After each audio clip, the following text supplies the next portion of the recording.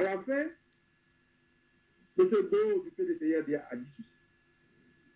L'histoire retiendra que le PDCI-RDA, le PPACI, l'UDPCI ont donné leur confiance au président de la République. Ça choque. Ce n'est plus du point de vue démocratique. C'est parce que le président Nicolas Bédié, président du PDCI-RDA,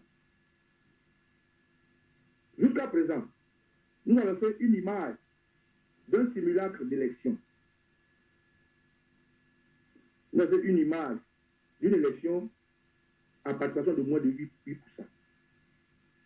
Nous avons fait une image d'un Ouattara qu'il a rencontré pour que les prisonniers politiques soient sortis. Ils ne sont pas sortis. Le président Laurent Gbagbo nous avons fait une image d'avoir rencontré Ouattara et d'avoir fait une doléance. La société civile, avec Pichering Balé, a fait maintes fois main de pied lors de la cherté de la vie pour avoir ne serait-ce qu'une once de réduction. Cette action de l'opposition est une haute trahison. Là, je parle du cadre de réconciliation dont parle le docteur Bogassa. Mieux, comment le PDCI justifie le temps, comme c'est mon premier jet de parole. D'accord. L'opposition dit ceci. Le président Henri Konan Bédié est en deuil. Sans vouloir disrespecter la douleur du président Henri Konan Bédié. Sans vouloir disrespecter la douleur vaut 1000 fois la mort d'un citoyen ivoirien lambda. Et mieux, un citoyen qui est mort pendant cette histoire d'élection, dont tout fait compris dans la tête décapitée. À Tébissou, des femmes brûlées. À Dabou, des frères tués, arrêtés, assassinés. À Bonois et j'en passe. Le PDCI-RDA explique ceci. Écoutez-moi, cher Batéguélé, cher frère Dr Bogassako. Ils disent, M. Deo Simon explique ceci. Il y a deux volets que je vais expliquer. Nous ne pouvons pas nous comporter comme si c'est un cas de démission ou de remplacement. Donc, que nous devons tenir compte. Deuxièmement, le RDR est majoritaire à l'Assemblée nationale. Donc, si nous allons à un vote, qu'est-ce que ça va nous apporter? Ces deux lectures-là nous blessent. Voilà pourquoi je parle de haute trahison.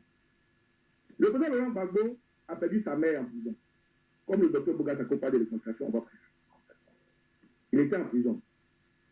Cette réconciliation, Ouattara la vantait d'africanité pour permettre au président Laurent Gbagbo d'accuser sa mère. Parce que ce n'est pas lui. Charles Goudé a perdu ses parents. Il n'a pas eu de réaction. C'est nous blesser encore et encore. C'est de la haute trahison. Deuxième, où je vais m'arrêter. Lorsque l'opposition dit, et Bogassako, ça, c'est ce qui nous blesse. Mais si avec vous ou sans vous, Bitoro serait président, ne serait que la symbolique, ou le moral symbolique de la voix de ce que nous avons fait ensemble, en contestant tous Ouattara jusqu'à présent, moi je continue de le contester, voudrait que par respect pour nous, s'abstenir. Et mieux, il y a eu deux candidats. Il y a eu Adama Bitoro du RDR et il y a eu un candidat du PDCI-RDA. Bon, je vais m'arrêter là. Je pense que vous aurez compris. Bon, excusez-moi parce que c'est indépendant de ma volonté. Hein. C'est-à-dire qu'en fait, il y a des problèmes là techniques. Voilà. Là, c'est peut-être problème de transmission sur Internet. En tout cas, bonjour à tous. Aujourd'hui, nous sommes le 13 juin 2022. Djoubian, c'est mon surnom sur le net. Je suis un panafricain très convaincu. Et accessoirement seulement, je suis spécialiste de la France. C'est vrai que ce n'était pas de bonne qualité, mais en tout cas, celui qui est intervenu là, que j'ai pris volontairement, c'est le frère panafricain, compatriote Okosisi Baba Nico Lo. Hein? J'espère que je prononce bien son nom. C'est un garçon formidable. Je l'ai rencontré là à Paris lors des manifestations pour soutenir le Mali. Ça remonte il y a plusieurs mois. Mais il est extraordinaire parce que lui, il fait partie justement des Ivoiriens qui ont une conscience politique. Voilà, sérieux. Et très très bonne analyse de manière générale de la géopolitique. Ah oui. D'ailleurs, quand je montre ça, c'est pour lui rendre hommage à ce frère, là, à Djoukru. J'adore, parce qu'il a beaucoup d'humour, beaucoup d'humour. Bon, mais c'est pour revenir sur la marmaille de la politique en Côte d'Ivoire. L'élection comme ça de M. Adama Bictogo, qui traîne des casseroles. Alors là, ça, c'est peu que de le dire. 2 casquettes, voire même peut-être plus. En tout cas, 2 très connus. Homme d'affaires, d'abord, hein, comme le rappelait un des politiques, enfin, des hommes politiques il y a quelque temps. Il disait qu'il vendait, comment dire, l'oignon au port d'Abidjan. Bon, il n'y a pas de son métier, c'est clair. Mais en tous les cas, ce monsieur, c'est incroyable qu'il soit comme ça désigné président de l'Assemblée nationale, d'une part. Et d'autre part, c'est surtout l'approbation, c'est le soutien qui lui a été apporté par le PDCI RDR de M. Henri Konan Bédié, le PPACI de M. Laurent Gbagbo, et puis l'UDPCI de M. comment dire, Mabry Touakeu, et également le FPI de Afin Guessan. Il y a d'autres qui ont dû soutenir parce qu'il a pratiquement tout raflé.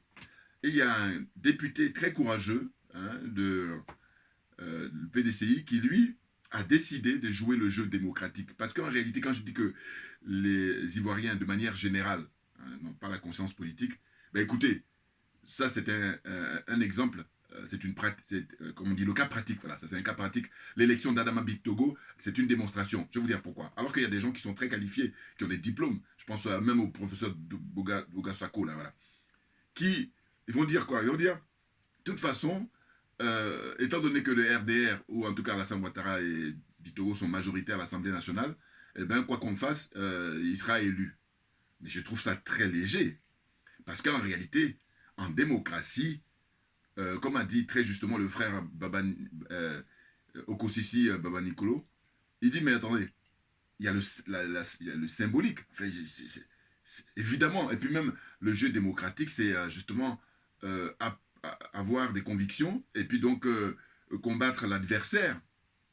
Parce que si on respecte cette logique-là qui consiste à dire, oui, mais étant donné qu'il est majoritaire, mais dans ce cas-là, quand on organise l'élection présidentielle, il n'aurait pas eu 10, 15, 20, 30 candidats. Il n'aurait eu que 1 ou 2 candidats, parce que d'abord, il faut avoir les moyens. Ça, c'est la première chose. Et puis, deuxième chose, il faut avoir de la notoriété. Vous comprenez? Donc, quand il y a 10, 15, 20 candidats en général, suivant les élections, c'est parce que, normalement, chaque candidat croit à ses chances. Et puis même, c'est l'expérience démocratique qui veut ça. Or, ces gens-là, comme je dis souvent, je dis, ouais, ils ont plein de diplômes, mais leur problème, c'est qu'ils sont malhonnêtes. C'est tout.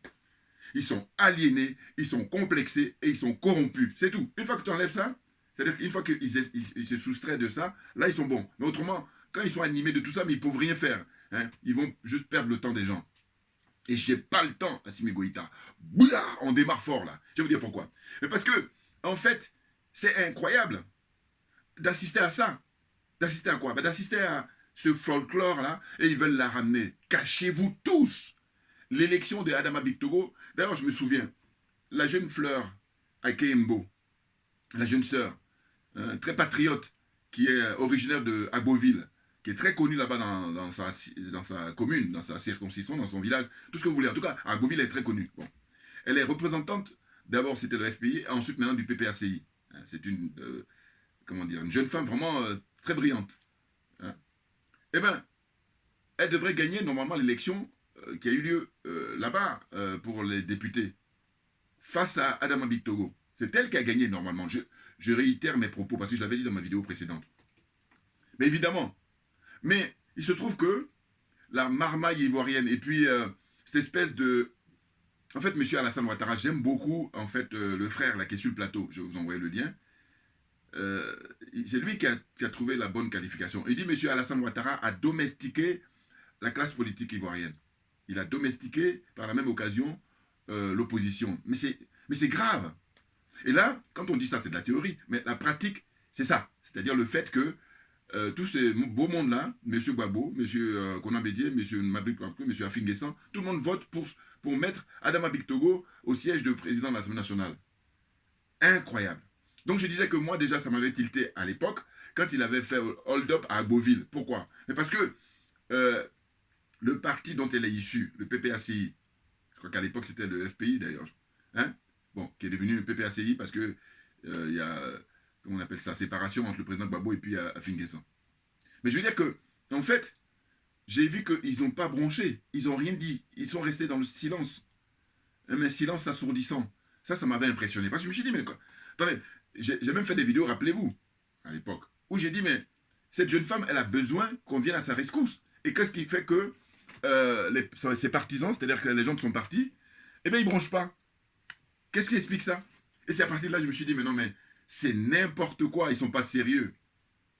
Ah là là là là, mais alors que Dieu seul sait si elle a remué ciel et terre, elle a tenu des conférences de presse pour expliquer la situation. Hein, le hold-up qui a été organisé par M. Adama Bictogo et son parti. Hein. Et malgré tout, eh bien, ils l'ont laissé tout seul, livré à elle-même, avec ses partisans là-bas, sur place, les pauvres, les pauvres. Vous voyez? Donc moi, c'est à partir de là que, finalement, je ne suis pas tout à fait surpris de ce qu'on vit là, actuellement, là, qui consiste, en fait, à dire que voilà, qu'est-ce qu'ils ont comme argument? En fait, M. Henri Konan Bédié a perdu son frère, et que par conséquent, nous sommes dans une situation où, voilà, et puis nous prenons la réconciliation. N'importe quoi, parce que d'ailleurs, il le dit très justement, le frère Okosisi. Il dit quoi? Il dit, mais attendez, le jeu qui consiste à parler des décès, mais le président Gbagbo, d'abord lui-même, il a perdu sa maman quand il était là-bas, ici, détenu à la CPI. Comment dire? Charles Bégoudé, il a perdu tout le monde de sa famille. Hein. C'est son père, son frère, sa soeur, tout le monde, il les a perdus. Hein. Il y a qui encore? Donc, sans oublier les plus de 30 000, plus de 30 000, hein, moi je maintiens, parce que moi les histoires de 3 000 là, il faut être malhonnête et puis il faut être aliéné, il faut être complexé, il faut être corrompu pour réciter 3 000. Non, il y a plus de 30 000 Ivoiriens, Africains en général, et Ivoiriens en particulier, qui sont morts là-bas, en Côte d'Ivoire, lors de la crise de 2010-2011. Et dire ça, c'est être très proche de la réalité. N'importe quoi. Et dire ça, c'est être digne. Incroyable. Vous voyez? Donc, tous ces gens-là, on va considérer que leur mort, c'est en perte et profit. Les attitudes des irresponsables. Et tous ceux qui les soutiennent. Alors, je pense toujours à ça. Hein? Ah ben oui, oui, oui. Cachez-vous. Vous tous, vous devez vous cacher, normalement. Vous faites le malin alors qu'il y a fouille. Hein, ce qui est très connu en Côte d'Ivoire. Quand on dit il y a fouille, il n'y a rien. Que dalle. Que dalle. Vous n'êtes pas sérieux. Allez faire autre chose. Voilà. Ce que j'ai souvent dit, mais chacun de nous, il y a des domaines. Il y a des gens qui sont des tailleurs, c'est-à-dire qu'ils font des coutures pour les fringues. Bien, très bien, très qualifiés. Il y a des gens qui font la cuisine. Hein. Il y a des gens qui font architecture. Il y en a qui font cordonnier. Il y en a qui font... hein, il y a plein de métiers dans la vie. Allez le faire. Mais venez pas là dans un domaine où vous êtes hors sujet. Voilà. Et le problème, c'est même pas ce que vous soyez hors sujet. Le problème, c'est les conséquences. Ah ben oui. Et comme je dis souvent, ma religion, c'est la vérité et la justice. Et que par conséquent, vos attitudes, hein, on va mettre ça au pluriel, ont des conséquences, mais directes sur la société. Quand on voit que M. Ouattara est président de la République, d'abord, il devait être le premier à être, comment dire, audité. Quand je dis audité, c'est-à-dire qu'on devait mener des enquêtes sur son patrimoine, pour savoir, depuis qu'il est au pouvoir, avant qu'il soit au pouvoir, d'abord savoir combien il a, et puis maintenant, depuis qu'il est au pouvoir, depuis 10 ans, 11 ans, eh bien, combien ça donne, son patrimoine? Tout son patrimoine, hein, évidemment. Que ce soit en Côte d'Ivoire, et puis dans le monde entier. Ses comptes en banque, tout ça, on va vérifier. Eh bien non, ils ne font pas ça. Qu'est-ce qu'il y a encore? Il y a des Ivoiriens, il y a des Africains en général. Parce qu'en Côte d'Ivoire, il n'y a pas que des Ivoiriens, il y a des Africains. Donc, il y a Africains en général et Ivoiriens en particulier qui dorment dans les cimetières au XXIe siècle. Vous vous rendez compte? Je le dis constamment. Pourquoi? Mais parce que moi, c'est des choses qui me dépassent. Et quand je dis ça me dépasse, c'est un euphémisme. C'est trop faible de dire ça. Trouvez encore des mots beaucoup plus forts. C'est incroyable. Et puis les gens sont là, ils vivent tranquillement. Ou alors ils trouvent ça normal. Des malades. Et quand je dis que beaucoup de gens doivent rentrer en psychiatrie, Dieu se le sait, c'est une question de moyens. Ah, moi, si j'avais les moyens, on va les interner longtemps. Hein. Et puis moi, c'est pas pour te faire quoi que ce soit. Non, c'est pour t'éduquer. Voilà. T'aider, te soigner. Oui, il y en a besoin. Il y en a qui en apparence, ils font le malin, mais ils ont besoin de rentrer en clinique. C'est incroyable. Donc, il y a, comment dire, j'ai énuméré déjà plus de 30 000 morts. Ensuite, les gens qui dorment dans les cimetières en Côte d'Ivoire. Ensuite, le coût de la vie avec la sœur patriote aussi, Poucheli Balé, hein, très grande dame, pour moi, qui mérite un siège de député. Voilà, normalement, dans un pays normal. Comme on a la marmaille, donc ces gens-là qui sont des gens de qualité, eh bien, elles restent à côté. C'est du gâchis, évidemment. Enfin, bon, on viendra. Ensuite, qu'est-ce qu'il y a? Il y a l'écroulement des immeubles, hein, qui est devenu quelque chose de comme ça banal. Aucune impunité. Personne n'est puni. Alors qu'il est question de responsabilité, puisqu'il y a mort d'homme. Hein, mort d'homme. Puis après, on peut poursuivre aussi dégâts matériels, parce que les gens travaillent, les gens transpirent. Et que par conséquent, quand ils gagnent de l'argent, c'est pour investir et investir de manière à ce qu'ils y trouvent leur compte. Et non pas des gens là qui ont des postes importants, ils signent des papiers et sans qu'il y ait des conséquences. En fait, sans qu'ils répondent à ça. Alors qu'ils devaient y répondre. Mais tout s'explique. Je dis qu'à partir du moment où M. Ouattara, qui est considéré comme le président de la Côte d'Ivoire, qui viole la Constitution, c'est-à-dire la loi suprême, vous comprenez bien qu'on est dans une suite logique pour moi, tout naturellement. Il est dans un hold-up permanent. Ça, il faut le rappeler tout le temps. Et ces gens-là, ils disent qu'ils sont opposition. Quelle opposition? À quel moment? À quel moment vous êtes dans l'opposition? Et puis, ça veut dire quoi être opposant? Vous vous rendez compte? Eh bien, moi, compte tenu de tout ça, j'ai dit, mais écoutez, je l'ai dit, mais je l'aurais dit encore, et ça se confirme définitivement. Je dis, ces gens-là, ce qu'ils veulent simplement, c'est de prendre la place de M. Alassane Ouattara, et puis de faire comme lui, au minima, et pire que lui, voilà. Au minima, ils vont faire comme lui. Mais sinon, ils peuvent aller plus loin. C'est tout. Regardez quand Afin Guessana, quand il s'exprime. Regardez, suite à cette élection de Adama Bictogo, il dit oui, c'est le candidat le plus à même, le plus qualifié. Mais n'importe quoi. En quoi il est qualifié? Ce mec est un gangster, c'est un voyou, c'est un criminel. C'est tout. Excusez-moi. Ah ben non, excusez-moi. Mais ça veut dire quoi? Qu'est-ce que c'est que ces gens-là? Et puis là, ils sont sûrs d'eux, arrogance. Alors que j'ai dit, mais écoutez, tant que vous êtes dans la gestion du bien public, vous devez rendre des comptes aux Africains en général, aux Ivoiriens en particulier. C'est tout. Sinon, allez faire autre chose. Allez faire vos trucs privés. C'est incroyable. Dans l'escroquerie, la pure escroquerie. Escroquerie morale dans un premier temps, et puis escroquerie matérielle ensuite. Ils disent qu'ils font de la politique. Mais quelle politique vous faites? C'est quoi la politique? Ah, c'est incroyable. Après avoir passé tant d'années sur les bancs, ça donne ça. Mais simplement parce que vous êtes animé par la cupidité, c'est-à-dire le matériel. C'est tout. Et donc vous avez renoncé à votre dignité. C'est rien d'autre. Ah là là, mais c'est triste. Et là, je remercie encore une fois ceux qui ont inventé Internet. Mais bien entendu, mais parce que, écoutez, c'est un minimum que de vous faire ces rappels-là. Et je dis, diffusez mes vidéos au maximum à qui veut l'entendre. Et puis j'ai dit que quelqu'un m'apporte le démenti, quelqu'un m'apporte la contradiction par rapport à tout ce que j'ai dit là. Du début jusqu'à la fin de ma vidéo, par rapport au sujet qu'on est en train de traiter. Oui, montrez-moi. N'importe quoi. Des irresponsables. Et quand je dis irresponsable, là, je reste encore courtois. C'est incroyable. Franchement. Qu'est-ce que c'est que ces gens-là? Quand on sait que la Côte d'Ivoire, de toute façon, c'est le bon élève de la France-Afrique. Donc, là aussi, pareil, tout ça s'explique. Et oui. Ça veut dire que on s'est dit quoi? On s'est dit, mais c'est le jour et la nuit.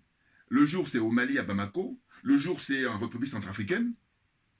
Le jour, qu'est-ce qu'il y a encore? Au Sénégal, avec les manifestations animées par Ousmane Sonko, animées par Barthélémy Diaz, animées par Khalifa Sall. Voilà, c'est le jour. Et la nuit, on est en Côte d'Ivoire. Ah ben bien entendu, on fait le malin, on est bling bling. Non mais faut pas la ramener, moi je dis ça souvent. Parce que pour la ramener, encore faut-il que tu sois digne. Encore faut-il que tu sois courageux. Voilà, pour pouvoir assumer des actes. Oh là non, des gens qui sont là, critiquer la France, c'est tabou. Voilà. Après, on dit qu'on est opposant. En Côte d'Ivoire, critiquer la France, c'est tabou. Dites-moi parmi les opposants, qui c'est qui critique la France? Dites-moi. Hormis, messieurs, le professeur Mamadou Koulibaly. Dites-moi, en dehors de lui, des hommes politiques en Côte d'Ivoire qui sont connus, qui c'est qui peut critiquer la France? Il faut arrêter de parler en parabole. Si, madame, Simone Gbagbo, la grande dame, bien entendu, oui, elle critique la France, voilà. Donc elle peut revendiquer le titre d'opposante. Voilà, ça a de la gueule. Autrement, le reste, des minables. Ah, je suis désolé, je fais le plaisir de le dire parce que je dis, mais parce que, mon explication, elle est simple. Je dis que vous êtes là pour gérer le bien public. C'est-à-dire que vous gérez l'intérêt général. L'argent, là, que vous gérez, que vous convoitisez, c'est pour... que vous convoitez, excusez-moi. Bien, là, on a fait un coup. Bon, que vous convoitez. Voilà, c'est un bon français, ça. Donc, ce que je veux dire, mais n'importe quoi, ces gens-là. N'importe quoi. Voilà, ils nous emmènent dans ces genres de situations-là, tellement on est énervé. Mais, parce que ça appartient à tout le monde. Et qu'à partir du moment où ça appartient à tout le monde, eh ben, on fait attention. Oh, ils sont sans gêne. C'est-à-dire que normalement, dans une démocratie qui se respecte, le peuple est souverain. Et donc, ça veut dire que le peuple, tu lui dois des comptes. Oh là, eux, c'est le contraire. C'est-à-dire que eux, quand ils prennent le pouvoir, ils prennent le peuple comme esclave. Le peuple esclave. Voilà, c'est ça. Cette zone-là, c'est mon t-shirt. La zone des aliénés, la zone des complexés, la zone des corrompus. C'est incroyable. Et puis là, pour poursuivre, c'est quoi? C'est que quand on assiste à tous ces spectacles-là, qu'est-ce qu'on constate? On constate que tout récemment, le jeune frère, Charles Blé Goudé, un autre patriote. J'espère qu'il ne va pas changer. J'espère. Là, actuellement, il a en quête de pouvoir rentrer dans son pays, de pouvoir rentrer en Côte d'Ivoire. Et s'il ne change pas, il n'y a rien à dire. Mais autrement, si il change, c'est-à-dire qu'il devient comme ces gens-là, mais ce serait malheureux, ce serait triste. Mais bien entendu, parce qu'il a un potentiel énorme. Il est redouté par plus d'un. Et d'ailleurs, on le constate, depuis qu'on lui a délivré son passeport. Les mêmes personnes qui sont en train de critiquer le fait que Charles Blé Goudé soit allé récupérer son passeport, les mêmes, ben, ils n'ont rien dit, le fait que M. Conan Bédier, M. Babo Laurent, M. Afinguessan, M. Mabri Touako et compagnie, parce qu'il y en a encore d'autres, hein, qui sont moins connus, mais qui sont aussi allés voter pour mettre Adama Bitogo au siège de président de l'Assemblée nationale de Côte d'Ivoire. Bon, ces mêmes personnes-là, mais ça, ils sont moins critiques ou même pas du tout sur cette situation-là. Alors que, alors si on se veut honnête, moi je dis je me veux honnête intellectuellement. Je dis bon voilà, dites-moi. D'une part, le fait que l'opposition soi-disant vote comme un seul homme pour l'unanimité pour mettre, comment on appelle, Adama Bitogo en tant que président de l'Assemblée nationale. Et puis, d'autre part, le fait que Charles Blé Goudé a son passeport. Qu'est-ce qui est le plus grave? Là, on a perdu la notion des valeurs. Et oui, parce que, justement, comme on est animé par la cupidité, on est étourdi par le pouvoir, rien que le pouvoir, mais pour faire n'importe quoi, des irresponsables. Encore une fois, je dis c'est un euphémisme. C'est pour rester poli. Non, il est redouté d'abord, je vous dis, par la France. Premier. Deuxièmement, il est redouté par M. Ouattara lui-même. Et si on pouvait que se tenir à ça, ça aurait été bien, parce qu'on aurait dit, c'est de bonne guerre. Non, en fait, non. Charles Blé Goudé, il est redouté par plus d'un, notamment certains partisans du président Gbagbo. Voilà. Je vais dire certains parce qu'il y a quelques-uns qui sont quand même raisonnables, qui ont les pieds sur terre, qui sont honnêtes sur tout ça. Et qu'est-ce que j'ai constaté? Mais ce sont les interventions sur Internet des uns et des autres, surtout les partisans de Guillaume Soro. Et maintenant, je vais reparler encore de, comment il s'appelle, Chris Yapi. Parce que la dernière fois, j'ai parlé rapidement. Mais écoutez, depuis le début, Chris Yapi, c'est quelqu'un que je ne peux pas supporter. Pourquoi? Parce que je lui dis que moi, les gens qui se cachent, je trouve que c'est facile. Bien entendu. Parce que là, nous, on s'expose. Alors, d'autres vont me dire, oui, mais on t'a rien demandé. C'est vrai. Mais vous allez comparer quand même entre quelqu'un qui va s'exposer et quelqu'un qui se cache, qu'il y a un certain mérite. Voilà.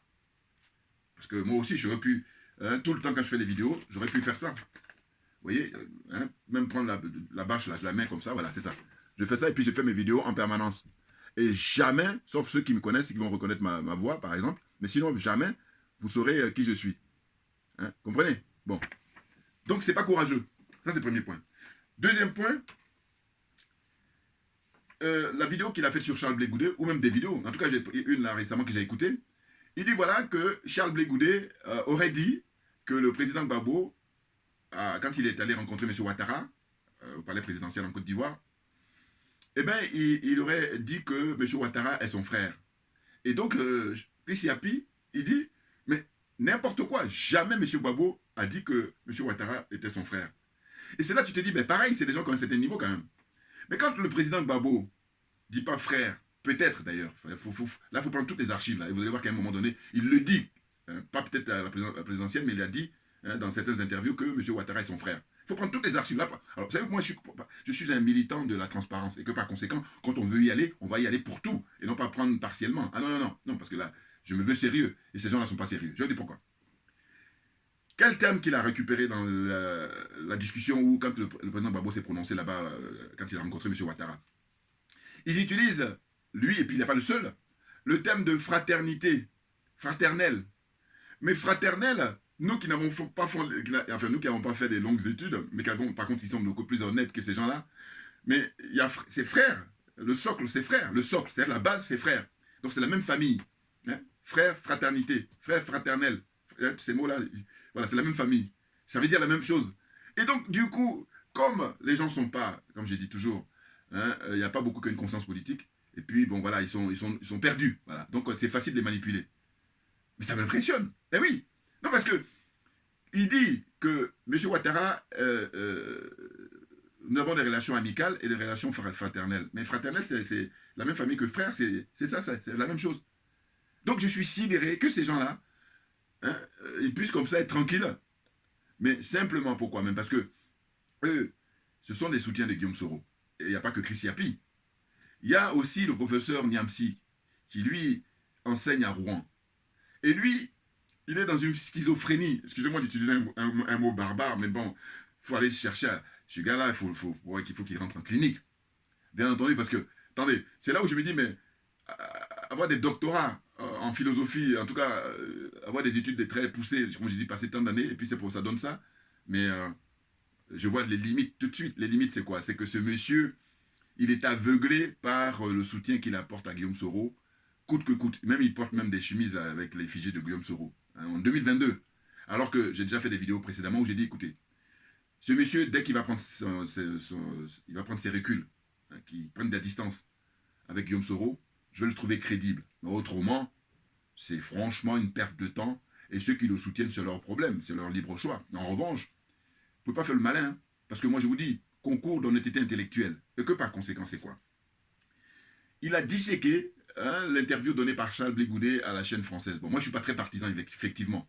Je préfère que Blé Goudet à ce niveau-là, il faut économiser tes interventions et les réserver qu'à la presse africaine. Toute la presse africaine, voilà. Et puis les Français, là, il faut les zapper. Mais bon, à la limite, je crois que Blé Goudet et son équipe aussi, ils essaient de composer comme les gens là-bas en Côte d'Ivoire. Ça y est, ils jouent un peu les caméléons.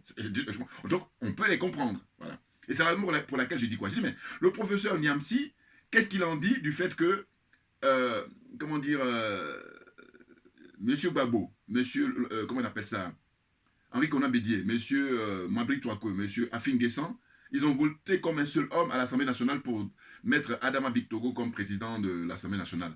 Qu'est-ce qu'il en dit de ça? Est-ce qu'il trouve que ça c'est moins grave que Charles Blé Goudet, à qui on donne le passeport, qui est quelque chose de tout à fait naturel, en tout cas en tant que citoyen?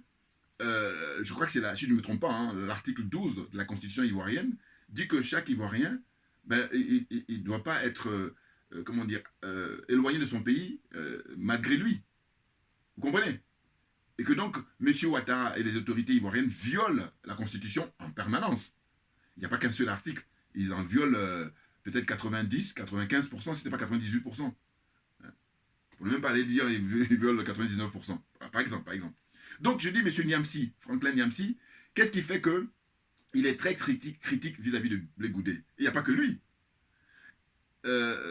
Donc, il y a Chris Yapi, il y a lui, et puis d'autres pro-Soro, là, qui sont pleins à Paris. Puis aussi peut-être en Italie ou à Bruxelles ou je ne sais où encore. En tout cas, à Paris, ils sont nombreux.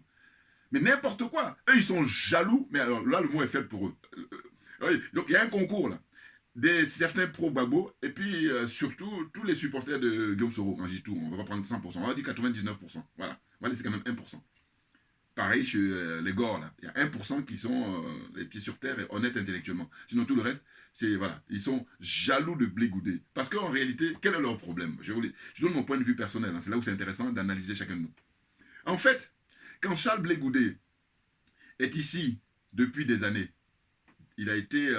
comment dire, déportés hein, à la CPI, eux, ben, limite, ils trouvent ça normal. Parce qu'en apparence, ils vont faire croire qu'ils condamnent. Alors que non. La preuve en est, regardez, si tu condamnes comment on appelle ça, le fait que Charles Blé Goudet soit déporté à la CPI, tu ne peux pas t'offusquer sur le fait qu'on lui donne son passeport, qui est un droit au minima. Hein? Je dirais même qu'il mérite un passeport diplomatique. Je ne suis pas le seul. Il y a beaucoup de gens qui sont honnêtes qui peuvent le reconnaître ça. Un passeport diplomatique. Bien entendu. Alors, parlons même pas du président Gbagbo. Mais le président Gbagbo, c'est son problème à lui-même. Voilà. Parce que je dis, justement, lui, il a beaucoup d'expérience. Hein. Il a la notoriété beaucoup plus importante que Charles Blé Goudet. Sauf que, il va en Côte d'Ivoire, voilà, il est là en train de jouer à l'amateur quand il a en face de lui des professionnels. Et là, ceux qui aiment bien le sport, vous êtes d'accord avec moi? Quand tu es amateur, tu as des professionnels, tu ne peux recevoir que quoi? Que des claques, que des baffes, que des branlées. C'est tout. Peut-être de manière miraculeuse, tu vas gagner, mais tu vas gagner qu'une seule fois. Sinon, tout le reste, parce que si tu gagnes une fois, les autres, ils vont plus te faire de cadeaux. Hein. Vous comprenez ce que je veux dire? Hein? J'essaie d'expliquer là. Bon, c'est pour dire quoi? En fait, M. Ouattara a domestiqué tout ce beau monde-là. Voilà. Et là, le pompon s'est manifesté là à l'occasion de la désignation de M. Adama Victogo en tant que président national de Côte d'Ivoire, excusez-moi.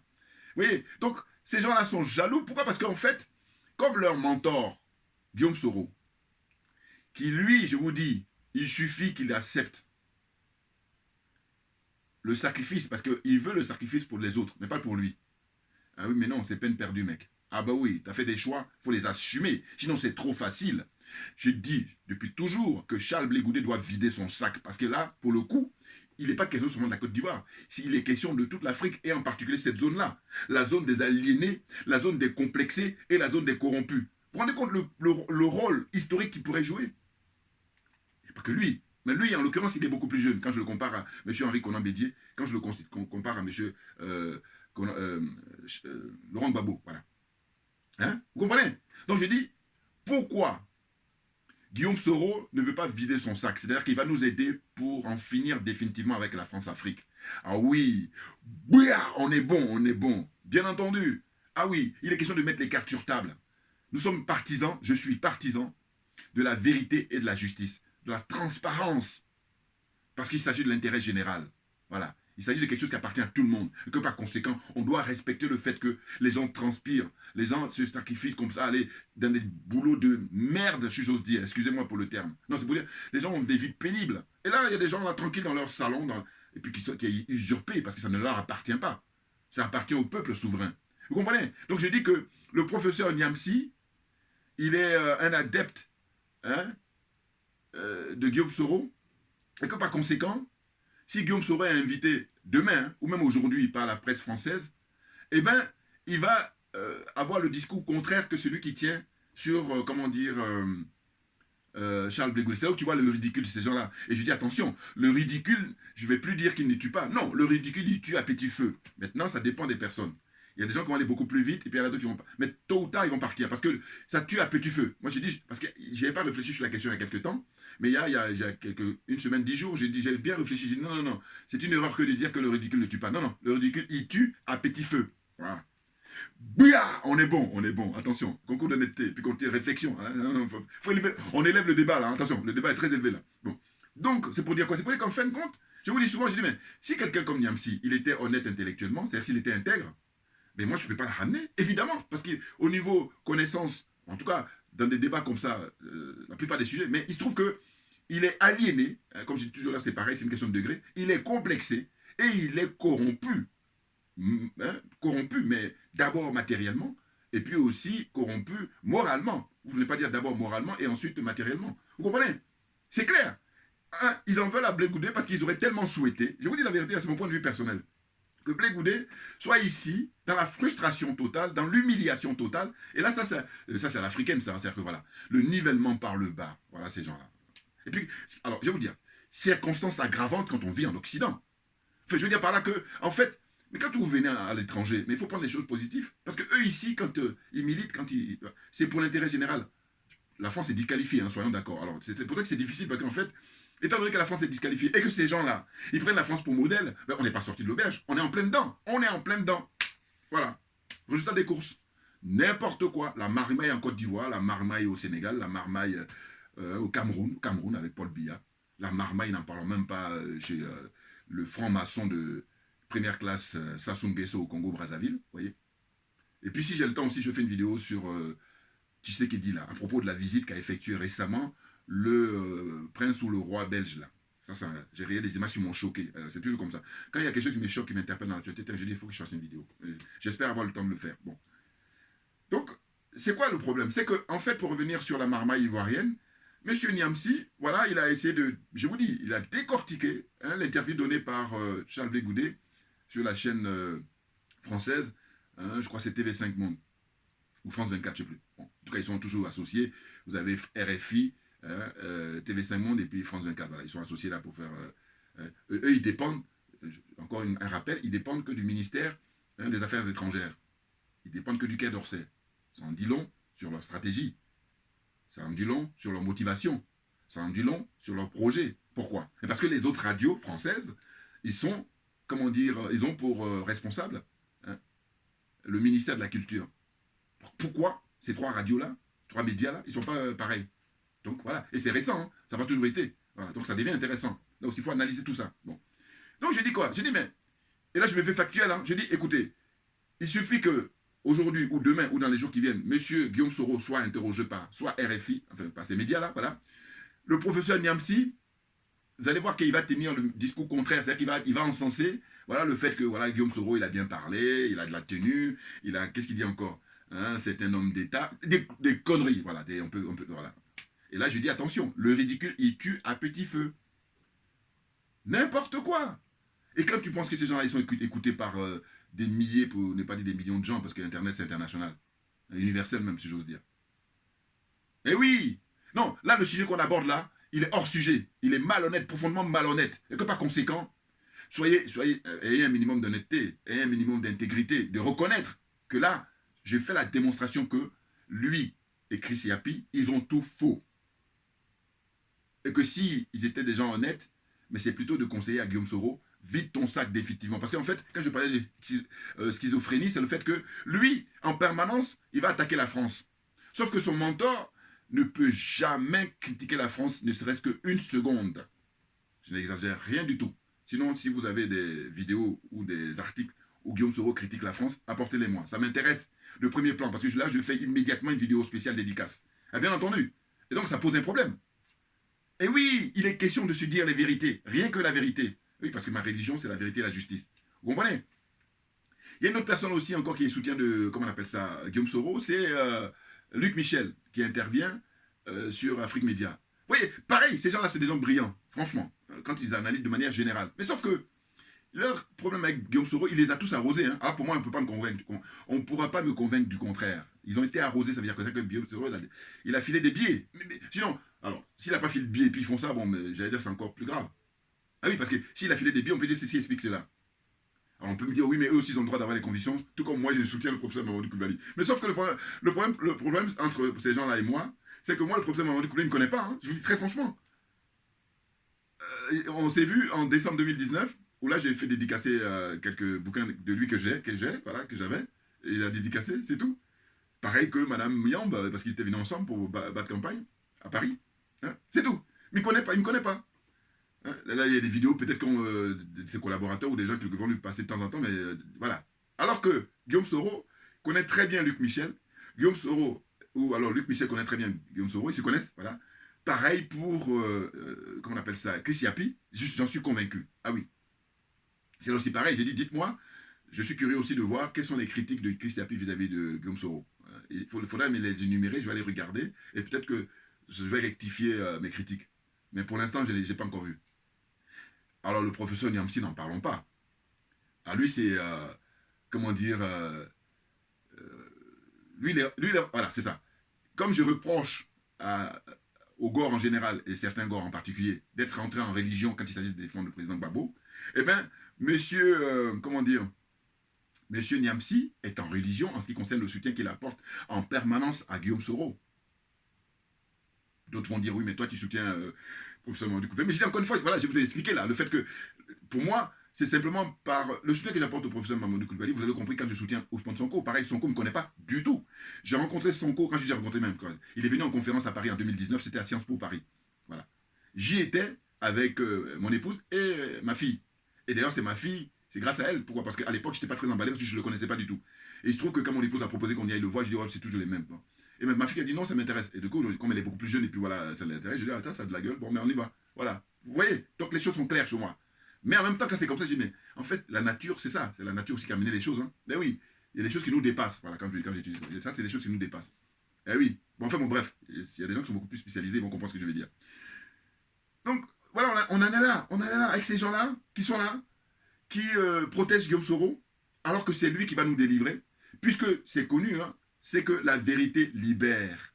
Mais dis la vérité aux Ivoiriens, dis la vérité aux Africains d'abord, en général. Voilà, les Africains. Et puis aux Ivoiriens en particulier, la vérité, rien que la vérité, Guillaume Soro, sur la France-Afrique, sur les turpitudes de la France-Afrique, sur les mécanismes de la France-Afrique, hein, sur les rouages de la France-Afrique. Il faut nous aider, il faut nous libérer. Il faut te libérer d'abord toi-même en premier, et puis ensuite tu vas nous libérer. Or là, tu es emprisonné, et d'aucuns vont dire il vaut mieux tard que jamais.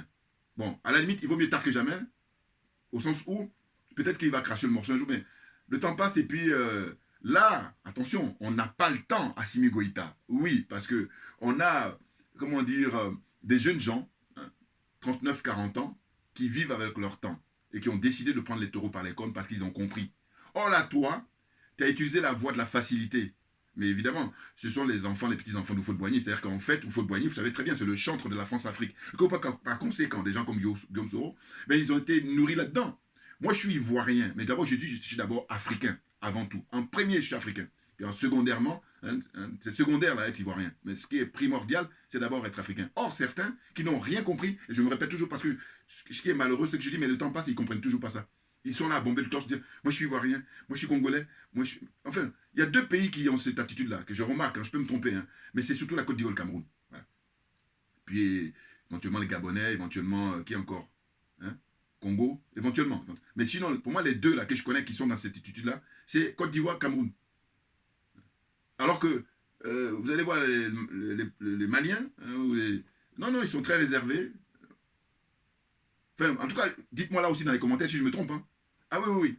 Non, les bling-bling là, qui n'ont rien compris, sont eux qui font le malin. Alors que non, cache-toi, parce que là, maintenant, là, c'est les 5 colonels au Mali, avec le Premier ministre, comment dire, Choguel Maïga, hein, et le ministre des Affaires étrangères, c'est toujours, hein, avec la voix virile. Suivez mon regard quand je fais un clin d'œil à Emmanuel Macron, si vous voyez ce que je veux dire. Enfin bon, bref. Donc c'est pour dire quoi? C'est pour ces gens-là qui donnent l'exemple, qui donnent le ton à suivre. Vous comprenez hein? On a un tournant historique très important, et puis vous êtes là, en train de faire de la marmaille, en train de jouer, je ne sais même plus si on peut parler de division 3e, non, là vous jouez même vraiment, je ne sais pas si on peut même dire corpo, non, en fait, dans les bacs de sable, voilà, c'est ça, non, on en est rendu là, hein. On en est rendu là, quand des gens se disent opposants, et puis quand on demande de faire la démonstration, mais quand est-ce que vous allez vous opposer à M. Ouattara? Quand est-ce que vous allez faire trembler M. Ouattara et la France? Quand? Donc quand c'est comme ça, je dis bon, laissez la place, libérez la place. Et bien entendu, parce qu'il y a des gens très qualifiés, Dieu se le sait, dans un pays comme la Côte d'Ivoire avec 26, si c'est pas 27 millions d'habitants, évidemment qu'il y a des gens très qualifiés. Simplement, très souvent, la place est prise par des gens qui ne sont pas qualifiés. Dans le domaine dans lequel on parle, là, hein, voilà, on est d'accord. Je parle de faire de la politique, mais la politique au sens noble du terme, c'est-à-dire que venir là pour servir le peuple, et non pas se servir et servir ses amis, ou alors servir la France, ou servir l'Occident. Vous comprenez? Les choses sont claires. Vous voyez? Donc c'est ce que je voulais dire aujourd'hui pour cette vidéo. Hein, je n'ai pas pris grande note, et donc voilà, j'ai énuméré Luc Michel. Hein, pareil. Luc Michel, il se permet quoi? Il se permet de dire que monsieur l'honorable Ousmane Sonko serait financé par Soros. N'importe quoi. Non, de toute façon, c'est pareil. Hein, je vous dis, moi je suis quelqu'un, quand j'observe les gens, ça c'est mon instinct, ça. Je ne suis pas le seul. Voilà. L'instinct, c'est quoi? C'est qu'il y a des gens que je les observe, puis je ne les sens pas. Et Luc Michel, c'est pareil. Même si c'est vrai que quand il fait certaines analyses de manière générale, j'apprécie, mais ça n'empêche que je ne le sens pas au sens où, quand je vois l'exemple sur Sonko, quand je vois l'exemple sur Guillaume Soro, je dis, mais voilà. C'est-à-dire que, en fait, voilà, ça m'éclaircit. Je dis, mais oui, c'est ça qui me fait que je ne le sentais pas. Voilà. Et oui, non, mais c'est très intéressant, hein, vous ne pouvez pas imaginer. Vous voyez? Voilà. Franchement, Sonko serait financé par... non mais... Donc, alors, à un moment donné, tu vois, ils perturbent les gens, ces gens-là. Ils ne sont pas clairs, ils perturbent les gens. Heureusement qu'on a leur Internet, et que par conséquent, il y a eu un partisan de Sonko, d'ailleurs, qui lui a apporté la réplique sur Afrique Média. Ça remonte maintenant il y a 15 jours, je crois, si je ne me trompe pas. Mais n'importe quoi. Sonko, il faut regarder son parcours. Hein? Inspecteur général des impôts. Il sort major de sa promotion d'abord. Et ensuite, il passe le concours, il est admis. Bon. Et qu'est-ce qui se passe? C'est qu'il est mis au placard. Et là, il crée un syndicat, déjà, en tant que, comment on appelle ça, inspecteur des impôts. Hein? Il s'organise. Parce qu'il y en a là-dedans. Puis, très indépendant, très intègre. Voilà. Et après, il s'organise, un syndicaliste. Ensuite, il y a les élections législatives là-bas au Sénégal. Il se présente et il gagne. Parce qu'en fait, les gens autour de lui savent que c'est quelqu'un d'intègre. C'est quelqu'un qui va agir. Et puis, il y a son étoile. Mais bien entendu. Et comme je dis, chacun de nous a une énergie qui nous est propre. Chaque être humain, clairement. Et cette énergie-là, je la qualifie de génie. Chacun de nous est un génie, bien entendu. Voilà. Donc vous n'allez pas empêcher le génie d'Ousmane Sonko de briller et de triompher, là, en 2024. Ça va même commencer par la cohabitation qui va être imposée à Macky Sall. Le peuple va lui imposer la cohabitation. Il n'aura pas le choix. C'est-à-dire que soit il accepte la cohabitation, et là, il va partir en douceur, ou alors son mandat va être abrégé, là, en juillet, le 31 juillet 2022. C'est clair. Retenez ma vidéo. Voilà. Donc, ce que je vais dire, c'est quoi? C'est que Niamsi, tout ça, ils sont hors sujet. Voilà. Il n'y a que Guillaume Soro qui a raison, alors que n'importe quoi. Hein? Soro, il se cache comme un chien errant, là. Non, qu'il fasse des vidéos pour critiquer la France. J'attends ça, moi, avec impatience. Il en est incapable. Mais pourquoi? Mais parce que, justement, il est tenu. Mais quand je dis tenu, le mot est faible. Ah, ils le tiennent. Mais alors là, lui, quand je dis souvent, je parle des hommes politiques français qui sont tenus par l'oligarchie, Guillaume Soro, lui dire qu'il est tenu, le mot est faible. Trouvez encore un autre mot. Voilà. Donc, cache-toi. J'ai dit, renonce à la vie politique. Le meilleur service que tu puisses rendre au peuple africain. Et quand bien même tu vas renoncer, il faut que tu nous dises la vérité avant de partir, si j'ose dire. Non, mais c'est fatigant. Vous vous rendez compte? Quand on ne sait pas, on ne sait pas. Mais quand on sait, pourquoi faire semblant? Pourquoi vivre dans son vomi? Allez, clin d'œil à Mbala Mbala, le frère. Voilà, c'est lui qui avait sorti ça à l'époque. J'ai beaucoup aimé son expression. Donc voilà, merci à vous tous pour votre attention. Et puis je reviendrai pour d'autres vidéos, évidemment, si j'ai le temps aujourd'hui ou les jours à venir. Merci bien et à très bientôt. On lâche rien parce que c'est nous qui avons raison. C'est clair.